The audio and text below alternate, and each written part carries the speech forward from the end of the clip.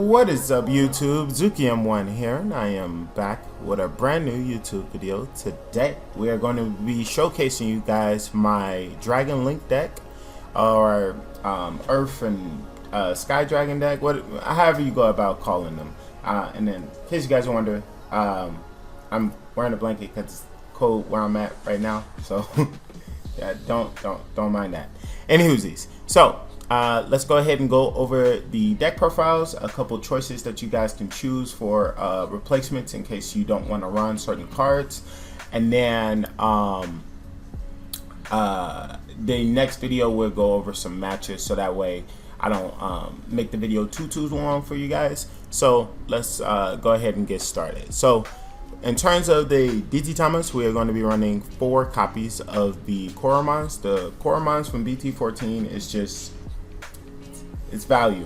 I don't think there's a single red strategy or just any strategy in general nowadays. Like, you see decks that's outside of the red stratosphere using this egg. That's how good this egg is. It's insane. Because obviously anytime a card is removed from security, you'll be able to draw. So regardless of if the Digimon survived or not, you'll always be able to consistently draw a card. So if you got multiple Koromons on board, you'll be able to trigger all 3 of them to be able to draw all 3. So it's a really great egg. And obviously if you run the other Volcania Dramon, I'm getting a little ahead of myself, but if you run the other Volcania Dramon, when it attacks, it trashes security, so that'll trigger your Koromon's effects to allow you to draw. And if you DNA Digivolve, it's a brand new Digimon, so you'll be able to trigger the Koromon's effect again. So a lot of draw power off of this card. It's an extremely useful card in pretty much every single red strategy or just any aggressive strategy in general, because you'll see decks outside of red also using this egg. Next we are going to be running the Volvomon. It has the effect on plate, reveal the top 3 cards of your deck, add 1. Now remember, this one is actually pretty good because he allows you to grab both the earth and the machine. Normally it's one or the other, they don't grab both, but he does. So he can grab either the earth dragons, the machine dragons, or Ahina. No, sorry, and Ahina. So you get all 3. Yeah, you got all 3. So really great surge power, definitely needed for the deck, because initially the original Volvomon used to have something about popping Digimons 3K or lower, which was okay, you know, like it was okay, but like this is way better, especially for current modern day Digimon. Yeah, this is a way better effect. Next we got the Jazzermon. Jazzermon has the start of the main effect by trashing 1 card from with Rock Dragon / Earth Dragon. So basically all the red dragons. By discarding 1 of them, you'll be able to gain 1 memory and draw 1 card. So that's great value right there. A really great starter to your turn. So depending on how your board setup is, if you have a hero and a Hina, you can start to turn off with 5 memory. If you have multiple Hinas, then obviously you gain more per each Hina you have. So just a lot of value coming out of this card, which helps you build up your line pretty quickly, especially because your top end is pretty expensive.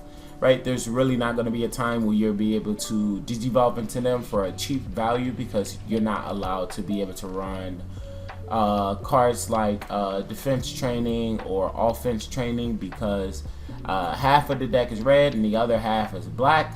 So it would be a clash of colors right there. So you definitely don't want to do that to your deck. So you can't, unfortunately, run those types of cards in here. But the Jazzermon just makes it a little bit easier for you to go into those lines. Next, we are running the BT16 Ukomon. Now, a lot of people thought that this card was going to get banned and or limited, but it did not. So it is one of the most important pieces of the deck, unfortunately. And I say unfortunately because obviously people still hate Ukomon, right? Let's be honest. But this one is a little bit more tame than the memory Ukomon, plus not having Louis in the game also just makes this just a way more balanced card, right? It's not crazy, it's not OD or anything like that. During your turn, when a Digimon moves from the breeding area, you can search the top 3 cards of your deck, add a Digimon card or a Tamer, so that's an amazing amount of value to help you search for your Hinas faster, to help you search for your pieces faster. So obviously it's just very, very valuable in a deck where it doesn't have that much searching going on. We have just the Volvormon and this guy, the Lovolvermon, right? So those are like 2 cards that you get to search with, and then that's about it, right? So obviously the Ukomons are extremely essential to searching out the pieces that you need. There's a lot of draw power in this deck, so you might not need it too bad, but I personally just think that the Ukomons just add that extra level of consistency to the deck. So you gotta run the Ukomons in my personal opinion. Next we got the Lovolvermon, but this is from EX7, not the EX3 version. So the EX7 version has on play, return one of your cards with Machine Dragon or Sky Dragon trait or 1 Hina from your trash to your hand, and then when Digivolving. So that's the one big thing that they changed about the new Dragon Links, is that they gave them an on play effect, but they also gave them a when Digivolving effect. So now you're not completely held bound by the Hinas, because if you remember in EX3 they didn't have any when Digivolving effect. So if you just Digivolved into them without having a Hina on board, they didn't technically have an effect, right? They just were, you know, a Digimon that could be easily removed. So now what they did was it said, okay, we'll give them a when Digivolving effect, and we'll also give them an on play effect. So you basically get 2 when Digivolving effects for all of your Digimons if you have a Hina on opening turn, obviously. So that's a lot of value, which really helps boost the power of the deck, making it very, very strong, because a lot of when Digivolving effects are really, really strong, right? So imagine if you had 2 when you Digivolve. That'd be insane. And that's why I feel like the Dragon Links is probably a really, really good sleeper pick that a lot of people are not going to be having on their radar just based on Japan meta and things of that nature. So they're not going to be looking at decks like this per se to be able to check what's in the meta right now. And I personally feel like this is a great deck to be able to deal with a lot of stuff that's currently going on in the meta game. So it's when Digivolving effect is if you have 1 or fewer Tamers, you can play the Hina from your hand. So a lot of Digimons are kind of moving towards that direction of making sure that even if you already have 1 on board because you just did it to pass turn, you can still get some type of value out of this card. So really, really like that added effect of being able to play more. So if you open up a Hina in the opening hand and you have another one, you can just drop it off of his effect, which is really cool. Next, we have the EX3 Lovolvermon. We only run 2 of these. The Lovolvermon has the effect of on play, search the top 4 cards of your deck, add 1 Digimon card with Rock Dragon, Earth Dragon, or Bird Dragon, Machine Dragon, Sky Dragon, blah, blah, blah, right? And a Hina, and add them to your hand, and then place everything else back to the bottom of your deck in any order. So like real basic searching, but it does like pretty much what Volvo does. So you know, this just adds an extra layer of consistency because you're not running trainings, you're not running boost in this deck until we get the dual color boost card, the one that works for red and black. Then we can toss that in here. Until that happens, this is the best we can do. When that happens, we will take these out because there is no purpose for these guys to exist in the deck, to be honest. They don't do anything for the deck anymore besides searching right now. So eventually we will get rid of these, but for right now, this is the best that we got for searching outside of the Volvo and the Ukomons. Next, we got the Jazzert Mon. I think that's how you say it. Like, it's supposed to be a hazard, but Jazzert Mon. It has the effect on play. By trashing one of your rock dragons or earth dragon traits, draw 2 cards, and then when digivolving, if you have 1 or fewer tamers, you can play a Hina from your hand for free. So similar to the Lavolvo, they wanted to make sure that the champions this time around are the ones that can play out your Hinas for free. So still a lot of value in both of these guys, and now obviously getting both of the when digivolving effects are still pretty strong as well. It also has the inheritable of during your opponent's turn, your Digimon gets 2k DP, and then he has the inheritable of during your turn, your Digimon gets 2k DP. So you kind of want to mix and match the two, so that way you can get more DP during both players' turns. But obviously, you're not always going to be able to do something like that, so it's not going to be super easy to pull that type of stuff off. But you know, just out there for those types of situations. We got I think it's Lavolguramon. I think it's Lavolguramon. You guys can correct me in the comments. Trust me, I'm not afraid to be embarrassed, but I think that's how you say his name. On play, delete one of your opponent's Digimon with 6k DP or lower, and then when digivolving, if your opponent doesn't have a Digimon to play with 6k DP or lower, gain 1 memory. So this card allows you to be able to essentially digivolve into your level 5s almost guaranteed if they don't have any little bodies on their side of the board, which is really cool, because what that does for you is there's a lot of times where you start off at 5, right? So you'll go 2 to digivolve into champion, digivolve 3 into this guy, gain back 1, and then digivolve into one of your top ends, and that'll put them at 4, so it only felt like you only played it for a tamer. And then other times where, like, say you started at 4, you're past them with 5, but you'll always be able to pass the turn back to you. So the reason why this and the I think it's Jazuretmon are so important is because they can get the memory back when digivolving, and then it allows you to go into your top end, so you don't have to ever really worry about not being able to get to your 6, because once you get the 6 out, you're good, right? Because we'll get to that in a second. Let's go through the rest of the cards first before I digress again for the 5th or 6th time this video. But basically, you gain back a memory if it doesn't delete if there's no 6k DP or lower Digimon on their side of the board. And then it has the added inheritable of +1 security. So this is how you're going to be dealing damage in the deck.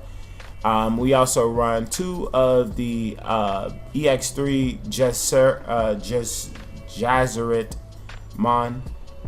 It has the on-play effect, and it only has the on-play effect of de-digivolving 1 Digimon by 1.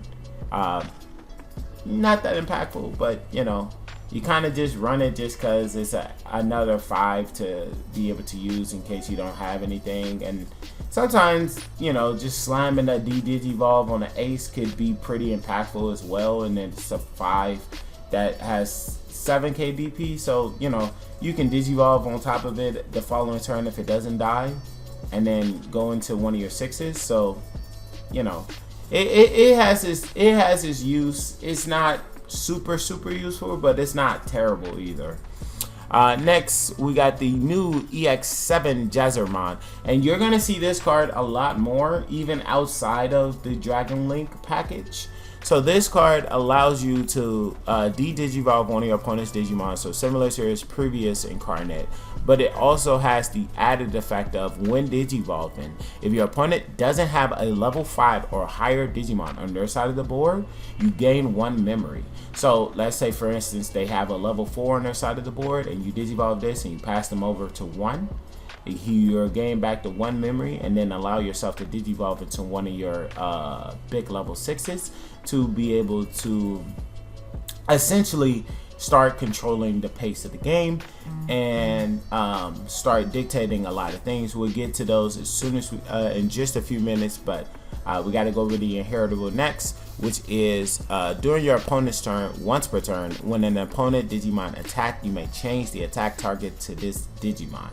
So What that does is it allows you to get around cards that tries to pop tamers. So like Garudamon, for instance, right? You don't have to worry about Garudamon Ace being able to delete any of your Dragon Links or anything that just says delete a blocker. And it also allows you to just not have to suspend to be able to redirect attacks into yourself. So it's another form of defense without having to be defense, if that makes sense, right? So I personally like this card a lot. You will see this in Machine Dramon. You will see this in like a lot of different decks. So just letting you guys know, be prepared to see this card pop up a lot because of that inheritable. It's really good. But now we can finally get on to the best parts of the deck, in my personal opinion, is the sixes. So the first six we're going to cover is Volcania Dramon. It has the on-play effect of on-play / when attacking. So you get to trigger it twice. Delete one of your opponent's Digimon with the lowest DP. So that's an insanely useful card, especially if there's only one Digimon on your opponent's side of the board, and you could trigger it twice. So if you have a Hina on the board, you can tap, activate the on-play, quote-unquote, to delete your opponent's lowest Digimon, and if you kept turn for some reason, you can attack, trigger the when attacking effect to delete one of your opponent's lowest DP again, so you can pop multiple bodies like that. Then it has one of the funniest floodgates I've ever seen printed on a card. It says, when Digivolving, your opponent can't play or move Digimons with 6k DP or lower until the end of their turn. That's kind of bonkers. So what that means is let's say, for instance, you had two bodies on board and you had a Digimon and Raising. I have no security left, and I managed to delete both of your Digimons with Volcania Dramon. Both of those bodies will be deleted, and you would attempt to try to push up your Digimon to swing for game. The problem is that if it's less than 6k DP, it cannot move from the breeding area.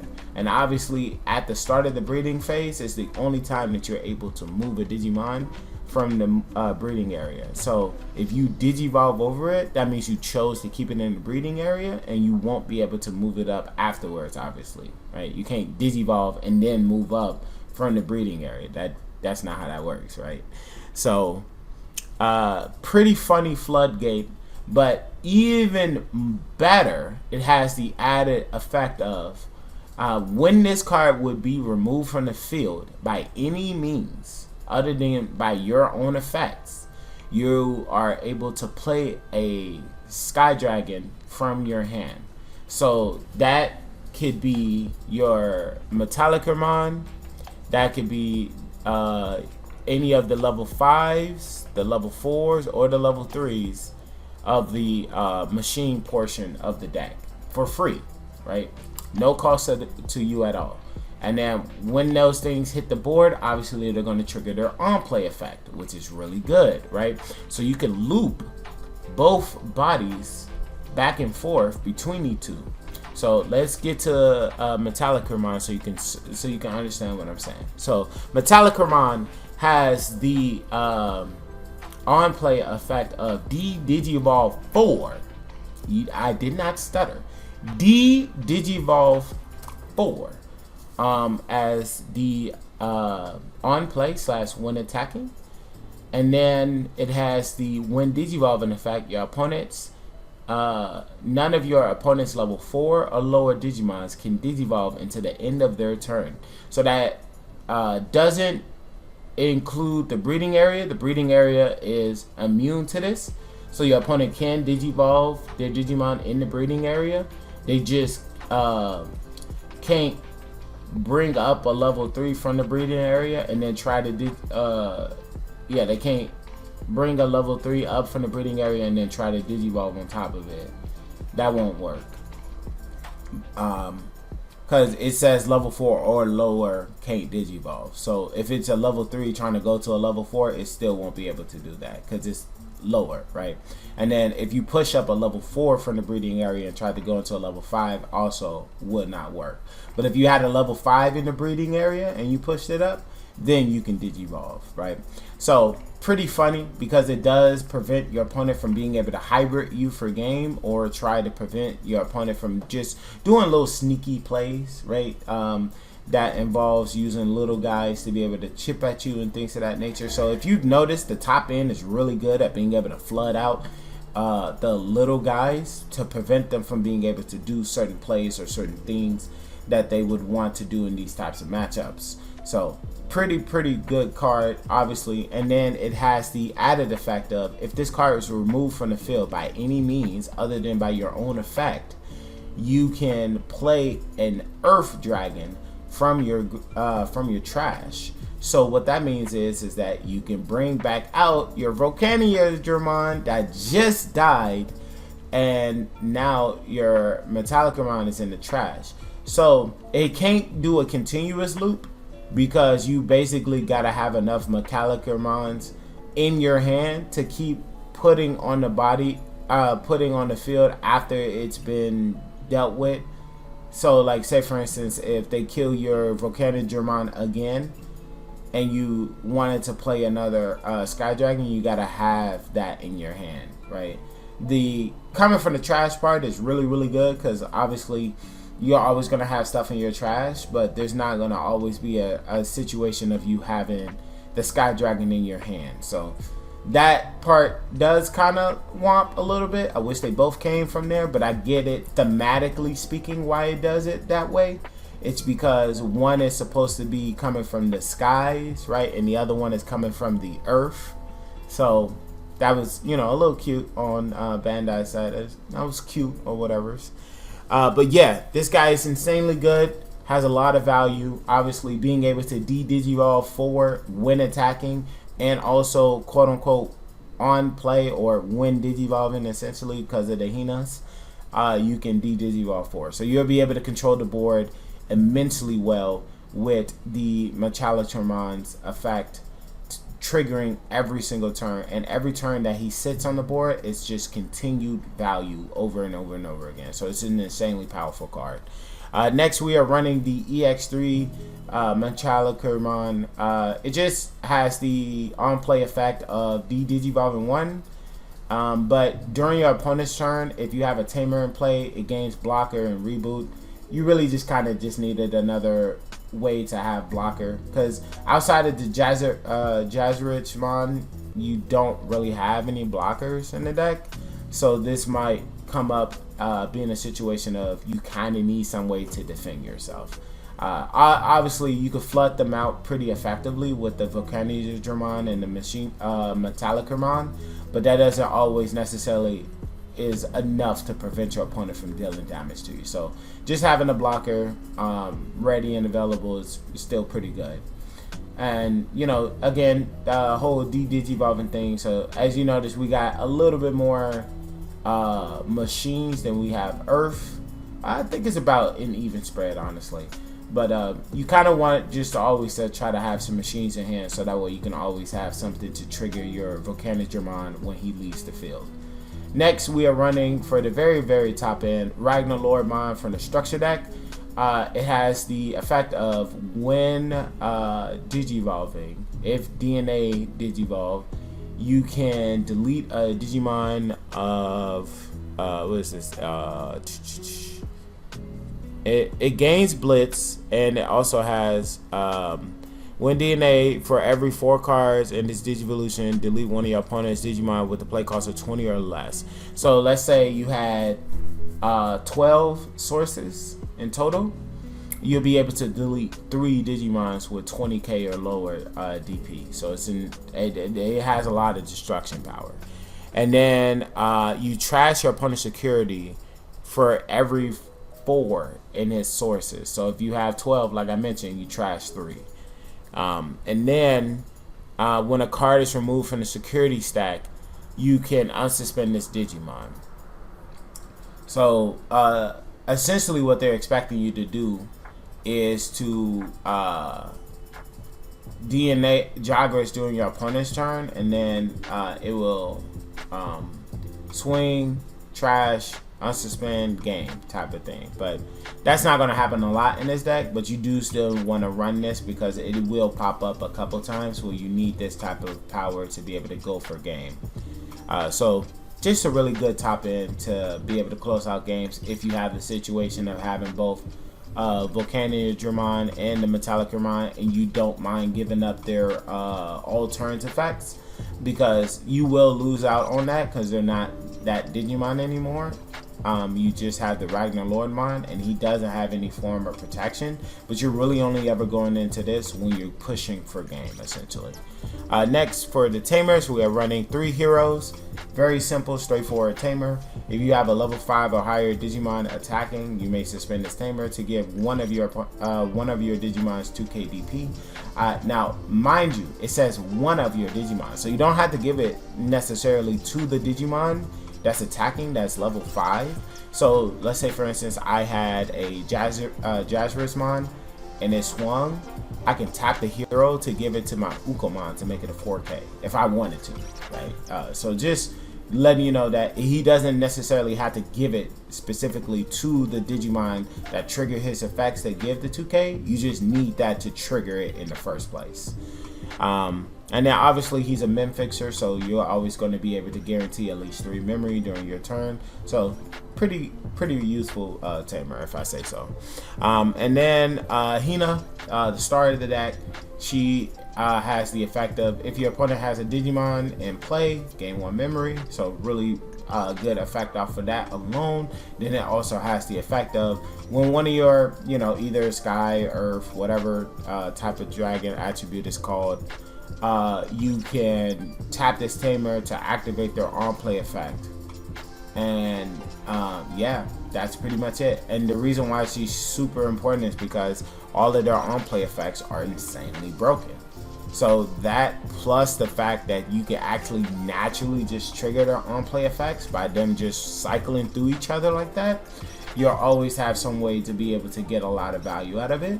I will say that the Hina feels a little less impactful since the introduction of the 2 new 6s, but she is still a necessity for the deck, and you need to see multiple copies of it at some point during the game. But there are some arguments that you can make to, let's say, cut down on some of your Hinas and then in place of other cards. You can make that argument, and it's not far-fetched, because after they hit the board, they pretty much are self-sufficient. They don't really need Hina after that point. It's just getting up to that point that you kind of need Hina. So, there's the give and take on that aspect. But I personally think that this is a pretty solid contender. I've had some really great matches, and I will try to showcase you guys that in the following video. So make sure that if you haven't already, you subscribe to the YouTube channel so you guys won't miss the next upload when I upload the matches for these Dragon Links. Hopefully we get some meta matches so you guys can see how it fares into the meta. I will let you know that it does pretty good into most meta matches, such as Dex Duragurumon and Imperial, and a bunch of other strategies. So it's a pretty solid deck. Obviously there's a lot of room for growth. You can mix and max and try a lot of different things with the deck. This is just my first initial rough draft, so hopefully you guys did enjoy it, and if you did, please make sure to hit the like and subscribe button. But this has been Zuki M1, and I will catch you guys in the next video. Peace.